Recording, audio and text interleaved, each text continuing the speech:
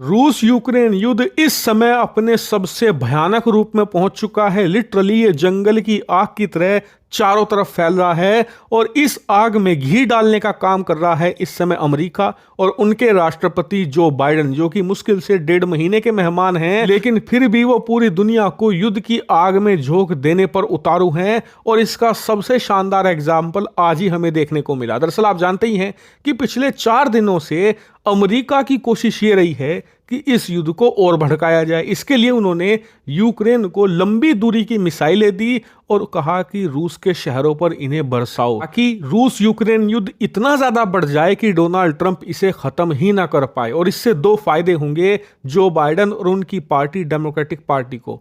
पहला फायदा तो यह होगा कि इससे दुनिया भर में इन्फ्लेशन बढ़ेगा, महंगाई बढ़ेगी, खासकर कि अमेरिका में, जिससे कि डोनाल्ड ट्रंप की रेटिंग गिरेगी, उनकी लोकप्रियता घटेगी। दूसरा, डोनाल्ड ट्रंप का जो वादा रहा है सबसे बड़ा कि हम रूस यूक्रेन युद्ध खत्म कर देंगे, फिर वो इस युद्ध को खत्म कर ही नहीं पाएंगे क्योंकि रायता इतना ज्यादा फैल चुका होगा।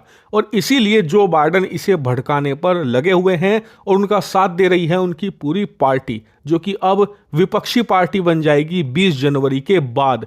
और ऐसी विपक्षी पार्टी बनेगी जो आज तक पिछले 2 दशकों में अमेरिका में कभी नहीं हुई, क्योंकि उनका राष्ट्रपति का पद जाएगा, उनका जो राज्यसभा है वहां पर बहुमत था वो खत्म हो जाएगा, जो अमेरिका की लोकसभा है जिसे हाउस ऑफ रिप्रेजेंटेटिव कहा जाता है वहां से भी उनका बहुमत चला गया है। यानी कि जो बाइडेन की पार्टी हर जगह से साफ हो चुकी है।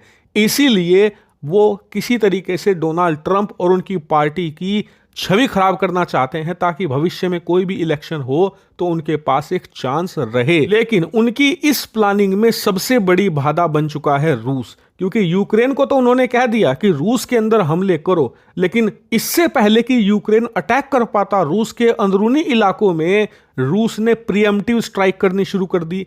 यूक्रेन पर जगह जगह बमबारी शुरू कर दी। यूक्रेन पर hypersonic missile, ICBM, ballistic missile, supersonic missile, जो भी हथियार इस समय रूस के हाथ में आ रहा है वो सीधा छोड़ दे रहा है इस समय यूक्रेन के ऊपर। और इस समय यकीन मानिए स्थिति यह है यूक्रेन की कि वह रूस के ऊपर अटैक करना तो छोड़िए, ढंग से होश में नहीं आ पा रहा, अपने आप को संभाल नहीं पा रहा, उसके पैर उखाड़ कर रख दिए हैं।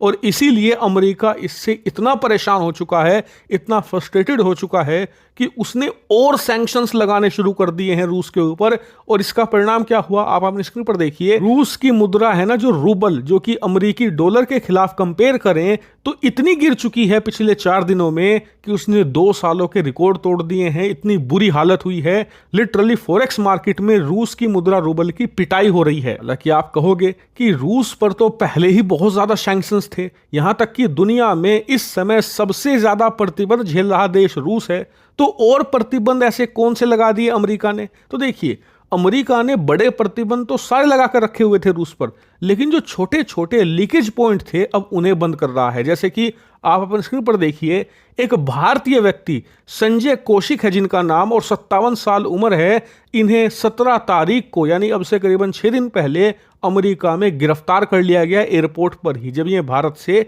अमेरिका की यात्रा कर रहे थे। मियामी एयरपोर्ट पर इन्हें गिरफ्तार किया गया। क्यों? इन पर आरोप था कि इन्होंने यूएस के कुछ जो कंपनियां थी उनसे एविएशन के पार्ट्स खरीदे, यानी कि जो एयरप्लेन्स होते हैं उनके पार्ट खरीदे और उन्हें रूसी सरकार को सप्लाई किया, रूस की कंपनियों को बेचा। और इस चीज को लेकर अमेरिका ने सख्ती बरतनी शुरू कर दी है। अमेरिका नहीं चाहता कि अब एक छोटा सा पेंच भी पश्चिमी देशों से रूस पहुंचे, और यही कारण है कि इस प्रकार की छोटी छोटी कार्रवाई भी वो दुनिया भर में कर रहा है। और ऐसा नहीं कि सिर्फ भारतीय को गिरफ्तार किया गया है, कई देश ऐसे हैं जैसे कि ब्रिटेन, उसके भी कई नागरिक गिरफ्तार हो चुके हैं, फ्रांस के नागरिक गिरफ्तार हैं, चीनी नागरिक गिरफ्तार हैं।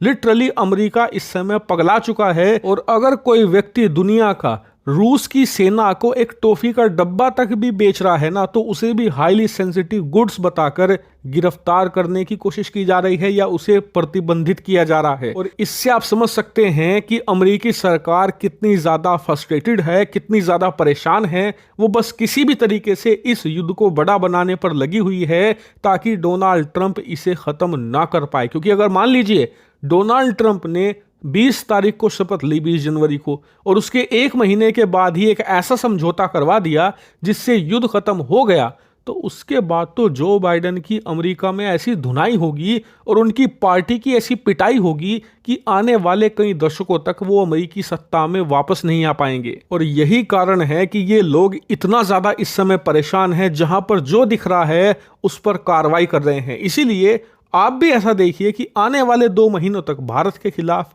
भारतीय कंपनियों के खिलाफ या भारतीय नागरिकों के खिलाफ कोई कार्रवाई होती है, ज्यादा सीरियसली लेने की जरूरत नहीं है। 20 जनवरी के बाद आप देखिएगा धीरे धीरे करके इनकी जो कार्रवाइयां हैं डोनाल्ड ट्रंप खुद रिवर्स कर देंगे। हालांकि फिर भी इस मामले से मैं आपको अवगत करवाता रहूंगा। आप लोग चैनल को सब्सक्राइब करके रखना।